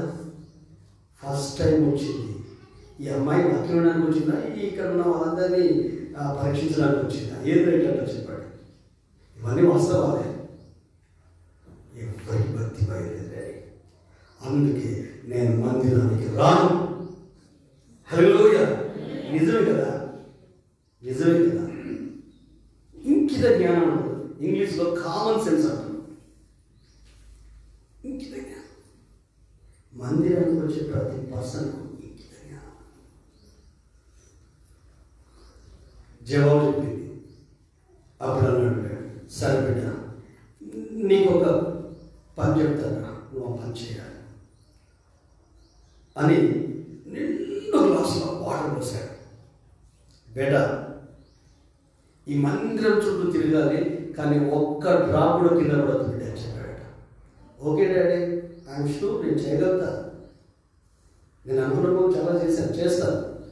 లేదు నువ్వు చేయాలంటే ఆ నిండు గ్లాస్ పట్టుకొని మందిరం చుట్టూ తిరుగుతుంది, నడుచుకుంటుంది, ఒక్క డ్రాప్ కింద పడకుండా. అమ్మాయి నిజంగా ఫుల్ సక్సెస్ అయ్యి డాడీ దగ్గరికి వచ్చి, చూడండి డాడీ ఒక్క డ్రాప్ కూడా పోలేదు, గట్టిగా చెప్పకూడదు. ఎందుకు పడలేదు బిడ్డ ఒక్క డ్రాప్ కూడా కింద అంటే, నేను క్లాస్లో ఉన్న నీళ్ళని చూసుకుంటే నడుస్తున్నాను డాడీ, ఇటు అటు చూస్తే డ్రాప్ పడిపోతే. నువ్వు ఇచ్చిన టాస్క్ ఏదైతుందో ఆ గ్లాసులో వాటర్ పడకుండా అది జాగ్రత్తగా వెళ్ళి మరి అటు చూసావా, ఇటు చూడలేదు ఇచ్చిందన్న. నువ్వు మందిరానికి వచ్చి అటెండ్ చూస్తావు, ప్రభు నీతో మాట్లాడతాడు. ఈరోజు ప్రజలు సక్సెస్ పులుని చూసి నక్కల వాదన పెట్టుకున్నాడు, పాడైపోయి అపవిత్రుడు ఎక్కడో అపవిత్రుడు, చెడిపోయాడు ఇంకా చెడిపోయి, నశించడు ఎక్కడో నశించలేవు. ప్రకటన పరిశుద్ధుడైన యోహాను చెప్తున్న మాటలు ఒకసారి మనం విందాం. లాస్ట్ అధ్యాయం 22వ అధ్యాయం ఆత్మ చెప్పే మాటలు మనం విందాం. హల్లెలూయా. 10వ వచనం నుండి మనం చదువుకుందాం. 10వ వచనం నుండి 22 10వ వచనం నుండి, మరియు అతడు నాతో ఇలాగూ చెప్పాను, ఈ గ్రంథమందున్న ప్రవచన వాక్యములకు ముద్ర వేయవలదు, కాలము సమీపించి ఉన్నది. అన్యాయం చేయవాడు ఇంకనూ అన్యాయం చేయనిమ్ము, అపవిత్రుడు ఇంకనూ అపవిత్రుడుగా ఉండనిమ్ము, నీతిమంతుడు ఇంకనూ నీతిమంతుడుగానే ఉండనిమ్ము, పరిశుద్ధుడు ఇంకనూ పరిశుద్ధుడుగానే ఉండనిమ్ము. ఇదిగో త్వరగా వచ్చుచున్నాను, వాని క్రియల చొప్పున ప్రతి వానికి ఇచ్చుటకు నేను సిద్ధపరిచిన జీతము నా యొక్క ఉన్నది. గట్టిగా చదువుకొని గ్లాసులో ఉన్న వాటర్ ఒక్క డ్రాపు కింద పడకుండా నువ్వు సక్సెస్ అయ్యి నువ్వు గెలవడానికి కారణం ఏంటో తెలుసా? హ్యాపీగా ఉండడానికి కారణం ఏంటో తెలుసా? నాన్న చెప్పిన పనిని ఓడిపోకుండా, నేను ఓటమి పాలు కాకుండా చక్కగా గెలవడానికి కారణం ఏంటో తెలుసా? నువ్వు అటు ఇటు చూడలేదు, నీ దృష్టి ఫోకస్ చేశావు. మన దౌర్భాగ్యం ఏంటంటే యేసు తప్ప అన్నింటిని చూస్తాం, వాక్యాన్ని తప్ప ప్రతి దానిగా మన మైండ్ ఉంటుంది. మనకు తెలియకుండానే మన ఆలోచనలు విహారం చేసుకుంటాంటే, మన ఊహలు తేలిపోతూ ఉంటాంటే, వేటి పిచ్చి ఆలోచనలు వస్తాయి, పిచ్చి మాటలు మాట్లాడడం. యేసు వైపు చూసే వ్యక్తికి, వాగ్దానాలను నమ్మే వ్యక్తికి గౌరవం పెరుగుతుంది, విలువ పెరుగుతుంది, సమాజంలో పెరుగుతుంది, సంఘంలో పెరుగుతుంది, బంధువుల మధ్య పెరుగుతుంది, పనిచేసే స్థలంలో పెరుగుతుంది, ఉద్యోగం చేసే స్థలంలో పెరుగుతుంది, ప్రతి చోట నీకు గౌరవం ఉంటుంది. చరిత్రలో ఎప్పుడన్నా ఒక సామాన్యమైన వ్యక్తి కొరకు చక్రవర్తి ఉపవాసం ఉన్నదని చూసారా? వైఎస్ అంటే మన రాజీవ్ గాంధీ కానీ సోనియా గాంధీ కానీ ఎంత ప్రీతిపాత్రుడండి. శవాన్ని చూడడానికి వచ్చిందా రాజీవ్ గాంధీ భార్య సోనియా గాంధీ? వచ్చిందండి, రావట్లేదండి. మరి ముఖ్యమంత్రి కదండి,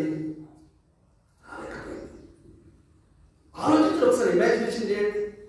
కానీ ఆ దర్యావేశ్ అనే రాజు, ఒక చక్రవర్తి, రాత్రంతా నిద్రపోకుండా ఉపవాసం ఉన్నాడండి. రాత్రంతా ద్రాక్షరసం రాకుండా, నర్తనశాలకు వెళ్ళకుండా, ఎక్కడికి వెళ్ళకుండా అతడు రాత్రంతా ఫుడ్ కూడా పుట్టుకోలేదండి, నిద్ర కూడా పోలేదండి. వై? దానియేలు కొరకు, దానియేలు వ్యక్తిత్వం కొరకు, దానియేలు నమ్మకత్వం కొరకు, దానియేలు విశ్వాసం కొరకు. ఎందుకంటే నీ భార్య ఉంటుందా, నీ భర్త ఉంటాడా, నీ పిల్లలు ఉంటారా, నీ కుటుంబ సభ్యులు ఉంటారా? నీవు విశ్వాసములో ఉంటే, దైవికంగా ఉంటే, దేవుడిలో ఉంటే, వాగ్దానాలు నమ్మితే, నీ ప్రవర్తన పరివర్తన మాత్రమే కాదు, నీకు గొప్పతనం ఆపాదించబడుతుంది, నీకు విలువ పెరుగుతుంది, నీ స్థానం పెరుగుతుంది, నువ్వు శాసించే స్థాయికి వస్తావు, నువ్వు దీవించే స్థాయికి వస్తావు, నీ పిల్లలను, కుటుంబాన్ని ఆశీర్వదించే స్థాయికి వస్తావు. ఆ సింహంలో వేసేప్పుడు తెలుస్తుంది ఎవరు దాన్ని తీసుకొస్తారు. గుండె అయిపోయినంత పనైతే రాసు. నీలాంటి వ్యక్తిన ఈ పనికిరాని దద్దమ్మలు, ఈ పనికిరాని అధికారులు నేరం మోపి కుయుక్తితో ప్లాన్ వేసి, నెల రోజులు దేవుడికి ప్రార్థన చేయొద్దు, రాకే ప్రార్థన చేయాలని సరే అన్నాడు. మనిషికి పొగడతాడు ఇష్టం కదా, దేవుని చేస్తే ఈ దర్యావేశం సంతోషం అనిపించింది. కానీ లాస్ట్ చూస్తే ఇది దానియేలు కొరకు కుట్ర పడ్డారన్న సంగతి లేదు.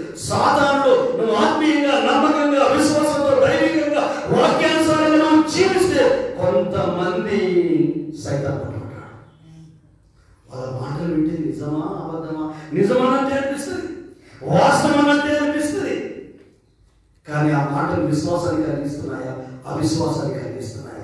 ఆ మాటలు యేసయ్యకు నిన్ను దగ్గర చేస్తున్నాయా, దూరం చేస్తున్నాయా? ఆ మాటలు నిన్ను ప్రార్థనలోకి నడిపిస్తున్నాయా, ప్రార్థన ఆపేస్తున్నాయా? ఆ మాటలు నిన్ను మందిరానికి, సంఘానికి, విశ్వాసులకు, సేవకులకు దూరం చేస్తున్నాయా, లేక దగ్గర చేస్తున్నాయా? దూరం చేస్తున్నాయంటే సంథింగ్ రాంగ్. నీ భక్తి జీవితం మీద దెబ్బపడుతుంది, నీ విశ్వాస జీవితం మీద దెబ్బపడుతుంది. నీకున్న ఫెయిత్, నీకున్న విశ్వాసం, నీకున్న దేవుని మీద నమ్మకం, నీవు జీవించిన వాక్యానుసారంగా ఇంకెవరు జీవిస్తలేదు కనుక టార్గెట్ వాడి నీ మీద టార్గెట్. ఎందుకు? దయ్యం పోయిన టీవీలాగా గుంపులు పెట్టుకొని వస్తే నేను గుర్తుపడతావు. ఫ్రెండ్స్ రూపంలోనే వస్తారు, భర్త రూపంలోనే వస్తారు, భార్య రూపంలోనే వస్తాడు, పిల్లల రూపంలోనే వస్తాడు, కుటుంబ సభ్యుల రూపంలో వస్తాడు, విశ్వాసుల రూపంలో వస్తాడు, సేవకుల రూపంలో వస్తాడు. హల్లెలూయా! మనకు రాంగ్ అనిపించదు, కానీ మన లోపల మాత్రం ఫేక్ అనేది తగ్గుతుంది. మనకు రాంగ్ అనిపించదు, మన అభిమానం తగ్గుతుంది, మన ప్రేమ తగ్గుతుంది. ఎందుకు తగ్గుతుంది? నీవు విశ్వాసంలో ఉండేసరికి గట్టి పోటు సాతానికి ఇస్తున్నావు. వాని రాజ్యానికి, నీ కుటుంబం వల్ల ప్రమాదం, వానికి వారి రాజ్యానికి చాలా నష్టం కలుగుతుంది. ఎందుకంటే నువ్వు ఊరిలో ఉండవు కదా, నలుగురు సువార్త చెప్తావు, ప్రభుమాత్మలు అనిపిస్తావు, కొంతమంది చైతన్యవంతులు చేస్తావు, నువ్వు ప్రార్థనలో ఉంటావు, నువ్వు ఉపవాసంలో ఉంటావు. అప్పుడు ప్రభు నీ ద్వారా పనిచేస్తుంటే కుటుంబాలు కష్టపడతాయి, అది తట్టుకోలేడు. కాబట్టి వాడు మ్యాక్సిమం మనలో ఉన్న వాళ్ళనే వాడుకొని మన విశ్వాసాన్ని భ్రష్టు పట్టిస్తారు, మన హృదయంలో మూర్ఖత్వం నింపుతారు, మన మనసులో మూర్ఖత్వాన్ని నింపుతారు. హల్లెలూయా!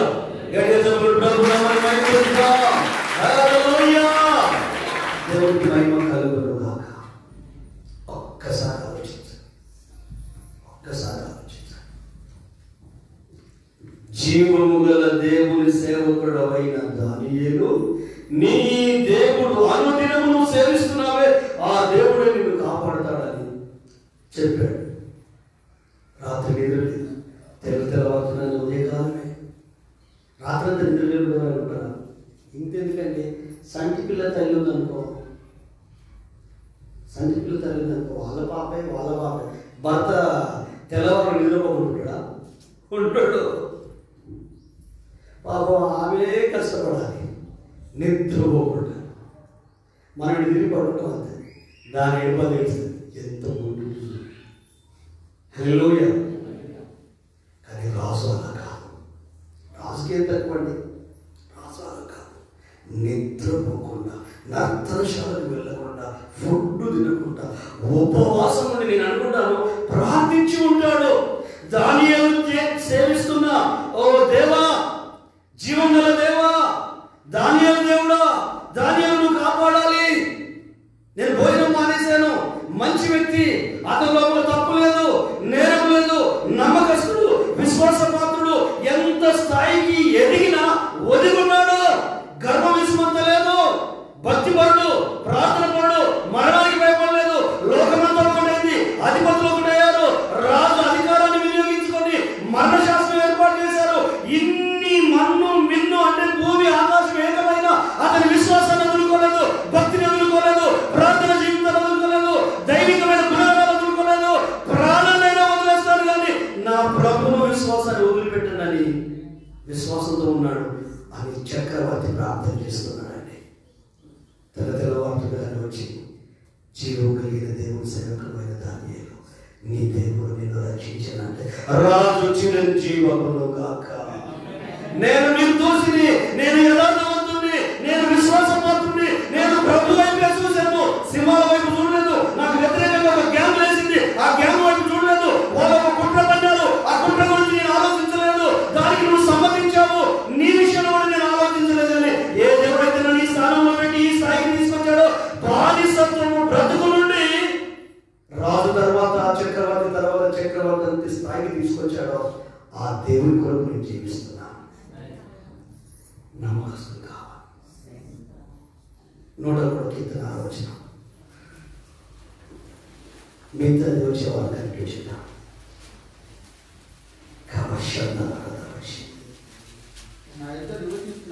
నా యొద్ద నివసించున్నట్లు సంఘములో నమ్మకస్తులైన వారిని నేను కనిపెట్టుచున్నాను.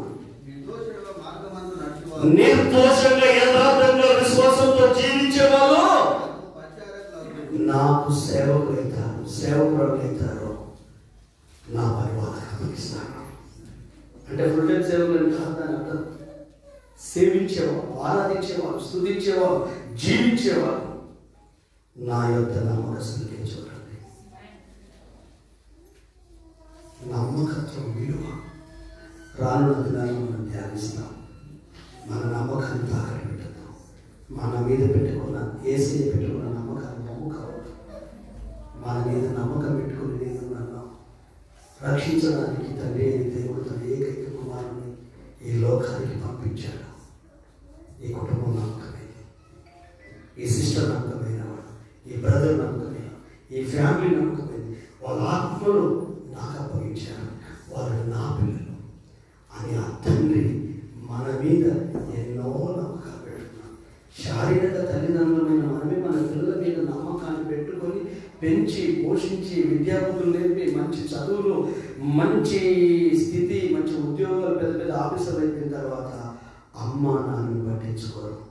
తల్లిదండ్రుల నమ్మకాలు బొమ్మలంటే కదా. ఒరే నీకు లేకపోతే నీకు లైఫ్ లేదురా, నువ్వు లేకపోతే ఈ భూమి మీద నీకు రోడ్డు వెళ్ళేదురా, కష్టపడ్డావురా, కన్నీళ్ళు కార్చావురా, పస్తులు ఉన్నావురా, కడబడ్డ కట్టుకొని చదివించావురా, మా ఆశలు ఓము చేశావు, జులైగా మారావు, జులై దానిగా మారావు. ఊరంతా నీ గురించి మాట్లాడుకుంటున్నావు. నువ్వు పాడైపోయావని, నువ్వు చెడిపోయావని, నీ జీవితం సరిగా లేదని, నీ భక్తి సరిగా లేదని తల్లిదండ్రులను ఆడిపోసుకుంటున్నారు. మనం కన్నందుకు మన పిల్లల మీద మనం పెట్టుకున్న ఆశలు వమ్ము కావద్దు. వమ్ము చేసే పిల్లలు ఎంతమంది లేరండి? వమ్ము చేసే పిల్లలు ఎంతమంది లేరండి? 4 కొడుకులు టీచర్ ఉద్యోగం, గురువు, దేవుళ్ళగా గౌరవిస్తారు టీచర్. ఆ 4 టీచర్లు తల్లి చనిపోక ముందుకే శవాలగడ్డ దగ్గర, కాష్టాలగడ్డ దగ్గర, ఆ శ్మశాన వాటి దగ్గర వదిలేసి వెళ్ళిపోయారు. తల్లిని ఊపిరుండగానే, కొనుపిరుండగానే. అదేనా పిల్లలు మీద పెట్టుకున్న నమ్మకాన్ని? నేనంటాను, ఆ పరలోకపు తండ్రి నీ మీద నమ్మకం పెట్టుకొని తన ఏకైక కుమారుడు నీ కొరకు మరణానికి అప్పగించి నీ శాపాన్ని పాపాన్ని కొట్టేసి నీకు మంచి లైఫ్ ఇచ్చాడు, మంచి భార్యని ఇచ్చాడు, మంచి భర్తని ఇచ్చాడు, మంచి పిల్లలు ఇచ్చాడు, మంచి ఉద్యోగాలు ఇచ్చాడు, మంచి హోదాలు ఇచ్చాడు, మంచి ఆస్తిని ఇచ్చాడు, అంతస్తులు ఇచ్చాడు, గృహాలు ఇచ్చాడు. ఇన్ని ఇస్తే ఆయన మీద నమ్మకంగా ఉండవా? హల్లెలూయా.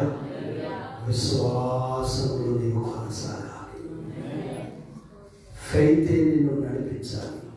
ఆలోచనకర్త అయిన దేవుడే నిన్ను నడిపించాలి. విభిన్నమైన స్వరాలు మనకు వినబడితే భార్య రూపంలో, భర్త రూపంలో, పిల్లల రూపంలో, ఉద్యోగ రూపంలో, ఆస్తి రూపంలో, డబ్బు రూపంలో, బంధువుల రూపంలో, రక్త సంబంధం రూపంలో, స్వార్థంతో రకరకాల స్వరాలు వినబడతాయి. వాటిని ఓవర్కమ్ చేసి నీ ప్రాణప్రియుడైన యేసయ్య స్వరం వినాలి. యేసయ్య స్వరం వినాలి. హల్లెలూయా. అడవి వృక్షములలో జల్ద వృక్షం ఎట్లుందో అనే పాట పాడుకుందాం. అందరం లేచి పడదాం. ఒక తీర్మానంతో పంపి వెళ్దాం. దయచేసి అందరూ మోకాలు వేయండి.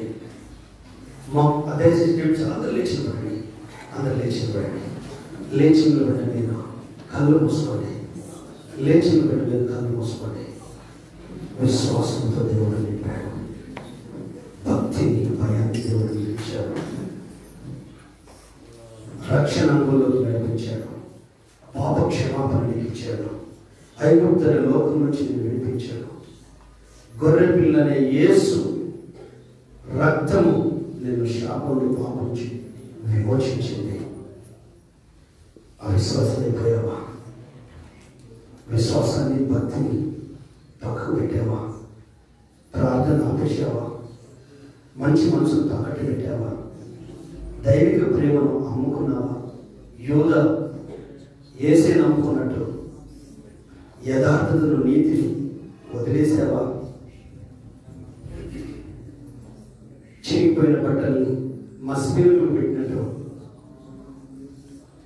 పరిశుద్ధత వైపు నీ అడుగులు వేయట్లేదా?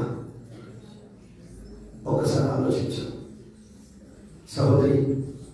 సహోదరుడు, ఒక్కసారి ఆలోచించు. ఎవరికో నన్ను భ్రమపడకు. నీ అంతరాత్మ నీతో మాట్లాడుతుంది, నీ మనస్సాక్షి నీతో మాట్లాడుతుంది. ఆయన వాక్కులో పడదమ్మా. యేసుప్రభు ఏమన్నాడు ఈ భూమి మీద ఉన్నప్పుడు, ఏ నా మాటలు విని వాడి చొప్పున చేయి ప్రతి వాడు బండ మీద ఇల్లు కట్టుకుని బుద్ధిమంతుని పోయి వయసుగా. నీ ఇల్లు కట్టబడాలి, నీ పిల్లలు కట్టబడాలి, నీ కుటుంబం కట్టబడాలి. పునాది యేసై ఉండాలి, దానికి ఆధారం యేసై ఉండాలి, ఆయన వాక్యమై ఉండాలి, ఆయన మీద నీకున్న విశ్వాసమై ఉండాలి. ఆ నమ్మకంతో ఎన్ని కార్యాలు నీ గృహంలో జరిగాయి, ఆ విశ్వాసంతో నీ కుటుంబంలో ఎన్ని అద్భుతాలు జరిగాయి, ఎన్ని ఆశ్చర్య కార్యాలు జరిగాయి. అవి మనుషుల వల్ల జరిగేవేనా, డాక్టర్ల వల్ల జరిగేవేనా, బంధువుల వల్ల జరిగేవేనా, డబ్బుల వల్ల జరిగేవేనా? కాదు. కేవలం నీ భక్తి, నీ విశ్వాసం, నీ నమ్మకం, దేవుని వాక్కులు నువ్వు అంతగా నమ్మావు. అందుకే నీతి నిన్ను ఎదుర్కొంది, నీతి నిన్ను కమ్ముకుంది, ఆయన పరిశుద్ధాత్మ నిన్ను కమ్ముకుంది, ఆయన నిన్ను యథార్థతలో నిలబెట్టాడు. ఆయన ఆలోచనతో నువ్వు నడిచేదానివి, నడిచేవాడివి. ఆయన ఆలోచన తప్ప ఏది నీ కుటుంబాన్ని, నీ కుటుంబాన్ని ఏది లేదు. అది నీ పిల్లలకు తెలుసు, నీ కుటుంబ సభ్యులకు తెలుసు, నీ భర్తకు తెలుసు, నీ భార్యకు తెలుసు, నీ తోటి స్నేహితులకు కూడా తెలుసు. నువ్వు ఎంతగా దేవుని ప్రేమించి, ఎంతగా దేవుని ఆరాధించేది, ఎంతగా దేవుని సన్నిధిని అనుభవించేది, ఎంతగా ఆయన దర్శనం పొందుకొని ఆయన కొడుకులో ముందుకు పరిగెత్తేది. లోకం నిన్ను గెలవలేదు, పాపం నిన్ను గెలవలేదు, శాపం నిన్ను ఎదుర్కోలేదు, అబద్ధం నిన్ను మాయ మాటలు చెప్పి మోసంలోకి దింపలేదు. నీతి, యథార్థత, విశ్వాసం. ఇజ్రాయేల్ ప్రజలు 4 తరాల తర్వాత 5వ తరంలో ఉన్న ప్రజలకు కష్టాలు చూసి కంగారు పడి బాధలు, ఇబ్బందులు, రాజుల సైన్యాన్ని ఐగుప్తు చూసి ఆడిపరుచుకొని వాళ్ళు నశించిపోయారు. కానీ 5వ తరములో ఉన్న ఇజ్రాయేల్ మాత్రము బాధలో మొరపెట్టారు. నమ్మకము యేసు వైపు వచ్చేసింది, సృష్టికర్త వైపు వచ్చింది. మమ్మల్ని సృష్టించిన యెహోవా, నీ మీద ఆధారపడుతున్నా, నీకు మొరపెడుతున్నామంటే మోషేతో మాట్లాడుతున్నాడు. ఓ మోషే, ప్రజలు తమ్ము పడుతున్న బాధను బట్టి వాళ్ళు మొరపెడితే ఆ మొర విని నేను దిగి వచ్చాను. తమ్మును కష్టపెడుతున్న వారి బాధ నాకు తెలుసు, వాళ్ళ దుఃఖము నాకు తెలుసు. దుఃఖములో కన్నీళ్ళు, వాళ్ళు కన్నీళ్లకు కారణమైన వాటిని చూడలేదు, ఫరోరాజును చూడలేదు. 4 తరాల వాళ్ళు చూసి నశించిపోయారు. వాళ్ళు నా వైపు చూశారు, నా మీద ఆధారపడ్డారు, నా మీద వారికి నమ్మకం కుదిరింది. ఆ దేవుడు మమ్మల్ని విడిపిస్తాడు, ఆ దేవుడు మా కొరకు ఎవరినైనా పంపిస్తాడు. ఆ దేవుడు ఈ బాధలు తెల్లవారిపోతాయి, ఈ కన్నీళ్ళు ఆనంద బాష్పాలుగా మారుతాయి, ఈ చీకటి వెలుగైపోతుంది, ఈ బానిస సంఖ్యలు తెగిపోతాయి. నమ్మకంతో, విశ్వాసంతో మొరపెట్టారు. అలాగే నీవు మొరపెట్టావు, అలాగే నేను మొరపెట్టాను. ఆ మొరలు వినే ఈ రోజు మనకు రక్షణ ఇచ్చాడు, ఈ రోజు మనకు విడుదల ఇచ్చాడు. ఈ రోజు ఇంత ఆనందంగా బ్రతుకుతున్నాం, ఇంత సంతోషంగా ఉన్నాం, ఇంత హెల్తీగా ఉన్నాం, ఇంతగా మనం దీవించబడ్డాము. ఒకప్పుడు మొరపెట్టిన మొర, ఆ విశ్వాసం ఏమైపోయింది, ఆ భక్తి ఏమైపోయింది, ఆ సమర్పణ ఏమైపోయింది, ఆ యథార్థత ఏమైపోయింది, ఆ నమ్మకం ఏమైపోయింది. ఏలాగా పరిశుద్ధాత్మ దేవుడు మీరు 2 తలంపులతో కాలాన్ని కొనసాగిస్తున్నారు. ఒకటి అవిశ్వాసం, ఇంకొకటి విశ్వాసం. మీ విశ్వాసం నేను ఎరుగుతున్నాను, మీ భక్తిని నేను ఎరుగుతున్నాను, మీరు కష్టపడే స్థితిని నేను ఎరుగుతున్నాను. అసత్యాన్ని మీరు ఓర్చుకోలేరు, అబద్ధాన్ని మీరు తట్టుకోలేరు. నాకు తెలుసు దేవుని మీరు ప్రేమిస్తారు, ఆయన కొరకు పరిగెత్తుతారు, ఆయన కొరకు బ్రతుకుతారు. 2 తలంపులు, 2 ఊహలు, 2 ఆలోచనలు, 2 అభిప్రాయాలు, 2 ఉద్దేశాలు. అవిశ్వాసం నిన్ను మూర్ఖురాలుగా చేస్తుంది, నిన్ను మూర్ఖులుగా మారుస్తుంది. సహోదరులారా, జీవము కలిగిన దేవునిని విడిచిపోవునట్టి విశ్వాసము లేని దుష్ట హృదయము ఒకవేళ మీలో ఎవరి యందైనా ఉన్నదేమో జాగ్రత్తగా చూసుకోవాలి. ప్రభుకు, పరిచర్యకు, వాక్యానికి, ప్రార్థనకు, ఆత్మీయ అనుభవాలకు, పరలోకానికి, దైవభీతి నుండి, దైవభక్తి నుండి, దైవ భయం నుండి మనల్ని దూరం చేసేది అవిశ్వాసం. అవిశ్వాసం, భక్తి లేకపోవడం, భయం లేకపోవడం. ఈరోజు నా ప్రభు నీలో ఉన్న విశ్వాసానికి తిండి పెట్టు. నీలో ఉన్న అవిశ్వాసాన్ని ఫస్ట్ నుంచో ఇగ్నోర్ చేయి. నా ప్రభు నిన్ను దర్శిస్తున్నాడు. సహోదరుడు నా ప్రభు నిన్ను దర్శిస్తున్నాడు. ఎవరి బిడ్డ నా యేసు నీతోనే మాట్లాడుతున్నాడు. ఎవరిస్తోనే నా యేసు నీతోనే మాట్లాడుతున్నాడు. తల్లిదండ్రులారా మీతోనే మాట్లాడుతున్నాడు. వృద్ధులారా మీతోనే మాట్లాడుతున్నాడు. అన్నలారా అక్కలారా చెల్లెలారా తమ్ములారా మీతోనే యేసే మాట్లాడుతున్నాడు. నిర్లక్ష్యం చేయకు. దాని కాన్సిక్వెన్స్ ఘోరంగా ఉంటుంది. మనసుకు లాగే దెబ్బలు ఘోరంగా ఉంటాయి. గుండెకు లాగే దెబ్బలు ఘోరంగా ఉంటాయి. అందుకే అవిశ్వాసమునకు కర్త అయిన యేసు వైపే చూడాలి. అవిశ్వాసం అంటే మనుషుల వైపు చూస్తాం. అవిశ్వాసం అంటే లోకం వైపు చూస్తాం. అవిశ్వాసం అంటే దైవికంగా లేని ప్రజల వైపు చూస్తాం. దైవికంగా లేని సేవకుల వైపు చూస్తాం. వాళ్ళ బలహీనతలు చూస్తాం. అందరం బలహీనమే. యేసే పరిశుద్ధుడు పరిపూర్ణుడు. నీవు నేను మనము ఆయన వైపే చూడాలి. ఆయన ఇచ్చిన పరుగు పందెంలో ఓపికతో పరిగెత్తాలి. దానియేలులాగా నిలబడాలి. నీవు ఓర్చుకోవాలి. నీవు నమ్మకత్వాన్ని కాపాడుకోవాలి. ప్రాణం పైన ప్రభుకు దూరం కావద్దు. ప్రాణం పైన ప్రార్థన ఆపేయద్దు. యథార్థతను అందుకోవద్దు. నీతిని నిజాయితీని తాకడ పెట్టద్దు. అయ్యా నన్ను క్షమించయ్యా. నా భర్త దగ్గర నమ్మకంగా లేదయ్యా. నా భార్య దగ్గర నాకు నమ్మకంగా లేదయ్యా. నా పిల్లల దగ్గర నేను నమ్మకంగా లేదయ్యా. నా తల్లిదండ్రుల దగ్గర నేను నమ్మకంగా లేదయ్యా. నా భర్త నా మీద పెట్టుకున్న ఆశలు ఒప్పు చేశానయ్యా. నా భార్య నా మీద పెట్టుకున్న నమ్మకాన్ని ఒప్పు చేశానయ్యా. మా అమ్మ నాన్నలు నా మీద పెట్టుకున్న నమ్మకాన్ని ఒప్పు చేశానయ్యా. మా పిల్లలు నా మీద పెట్టుకున్న నమ్మకాన్ని ఒప్పు చేశానయ్యా. ఆత్మీయులు, ఆప్తులు, బంధువులు, రక్త సంబంధులు, విశ్వాసులు, ఆధ్యాత్మికంగా ఎదిగిన బిడ్డలు నా మీద పెట్టుకున్న నమ్మకాన్ని ఒప్పు చేశానయ్యా. సేవకులు నా మీద, నా కుటుంబం మీద పెట్టుకున్న నమ్మకాన్ని ఒప్పు చేశానయ్యా.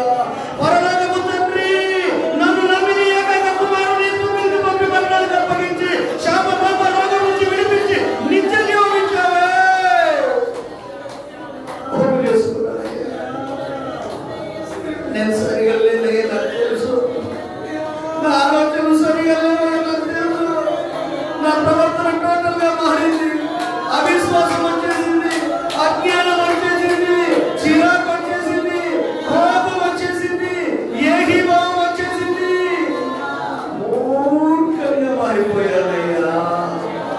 పరుగుమిల్లా నన్ను క్షమించేసయ్యా. నా మనస్సాక్షి నన్ను బోధిస్తున్నాయ్యా. నాలో ఉన్న పరిశుద్ధాత్మని నీవు నాకు బోధిస్తున్నావయ్యా. ప్రతిరోజు వైపు చదువుతున్నానని వాగ్దానాలు నాకు గుర్తొస్తున్నాయ్యా. క్షమించేసయ్యా. అడవి